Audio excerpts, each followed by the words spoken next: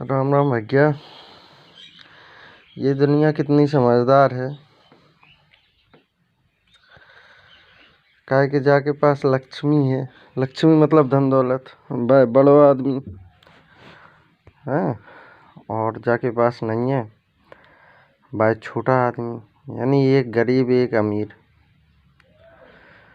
तो यार छोटा आदमी छोटा क्यों बन रहा है? क्या कोई गरीब को खाना खिलाने आता है? कोई भी बड़ा आदमी?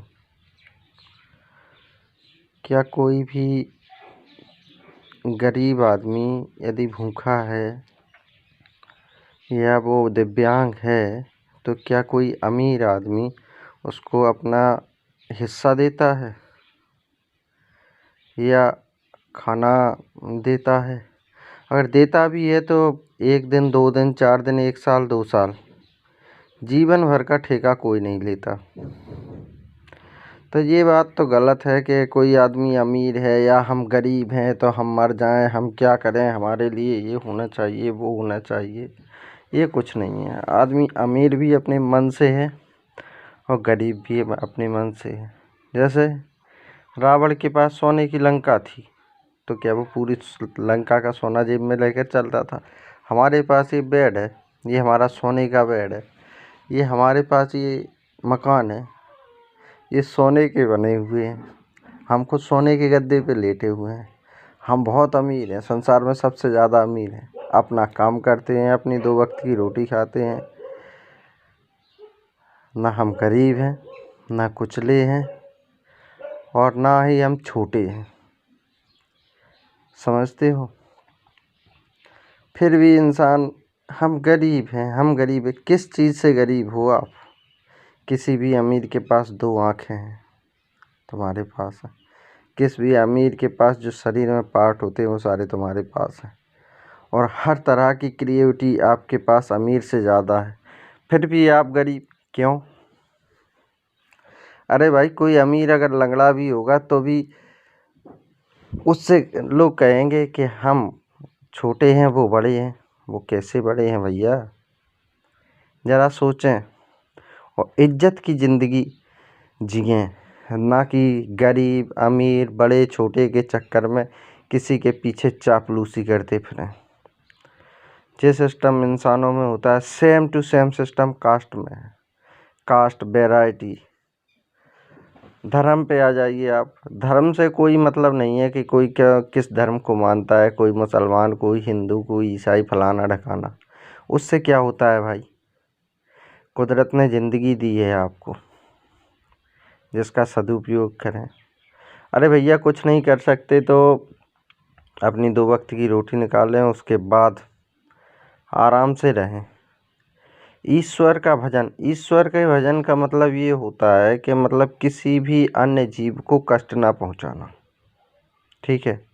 इसका मतलब ये कुछ नहीं है कि आप किसी मूर्ति को बैठ कर पकड़ जाएं या आप किसी दरगाह में जाकर वहीं पर उनकी उपासना करते करते बिल्कुल मर जाएं, शहीद हो जाएं।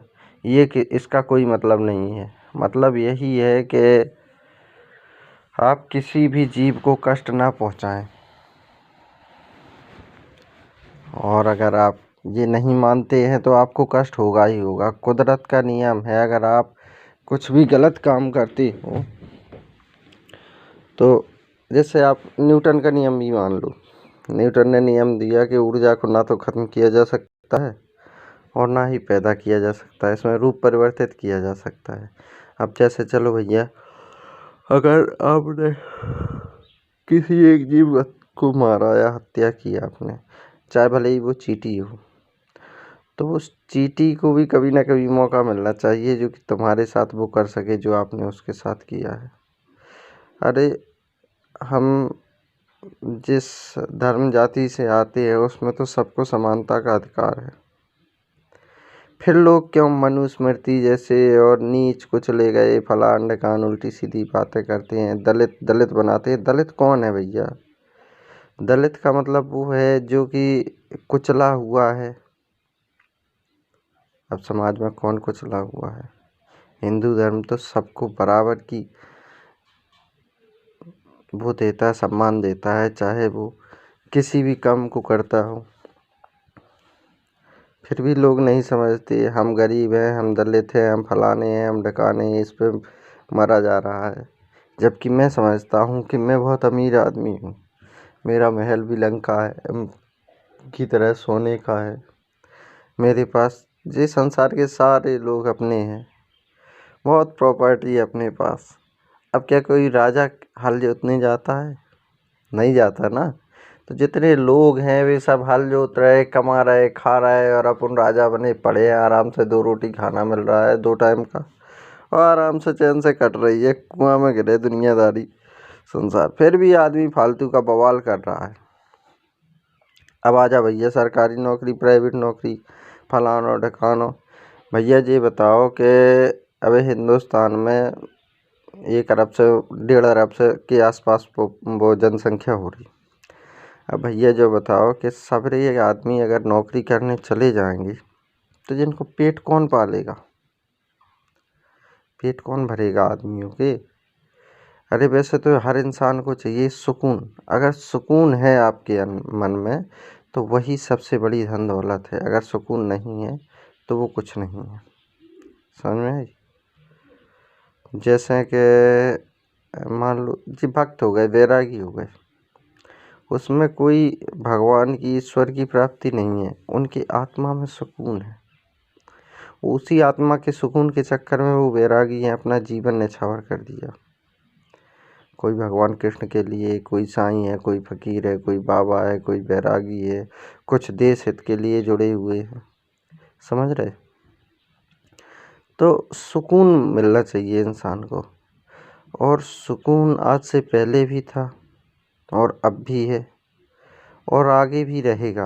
मगर जिसके पास सुकून है वही सुखी रहेगा, और जिसके पास सुकून नहीं है वह सुखी नहीं रहेगा। और संसार में कोई भी इंसान अपने आप को चाहे जितना बड़ा आदमी कहे, वो पूरे संसार की सृष्टि को नहीं चला सकता। अगर वो एक चोट खाना भी खिला सकता है तो वो किसी के मरने जीने पे कंट्रोल नहीं कर सकता। तो वो किस हिसाब से बड़ा आदमी, अमीर आदमी है? उससे तो मैं अपने आप को बेहतर समझूंगा। और मैं तो किसी से अपनी कल्पना नहीं कर सकता, क्योंकि मैं समझता हूँ कि मैं अद्वितीय हूँ। और इसी तरह हर एक इंसान को अपने आप को अद्वितीय समझना चाहिए, ना कि छोटा और ना ही बड़ा। समानता का भाव सबसे श्रेष्ठ भाव है। छोटा बड़ा करके इंसान अपनी समाज, जाति और धर्म को बदनाम करता है। जितना सुकून समानता में है, उतना सुकून किसी भी चीज़ में नहीं है। कभी अपना कर देखो। जय हिंद, वंदे मातरम, हर हर महादेव।